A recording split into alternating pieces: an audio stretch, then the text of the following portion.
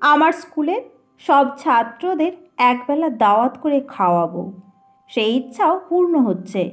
শনিবার দুপুরে এরা খাবে। বাহ, ভালো তো। তুমি এসো শনিবারে। তোমাকে দাওয়াত করছি না, দেখার জন্য আসবে। ওই দিন শুধু বাচ্চাদের দাওয়াত। জি, আমি আসব। তিনি অল্প খানিকক্ষণ কথা বলার পরিশ্রমে হাঁপাতে লাগলেন। আমি বসে রইলাম। বিস্তর লোকজন আসছে যাচ্ছে, অধিকাংশই কথা বলতে গিয়ে কেঁদে ফেলছে। তিনি সবার সঙ্গেই সহজভাবে একটা দুইটা করে কথা বললেন।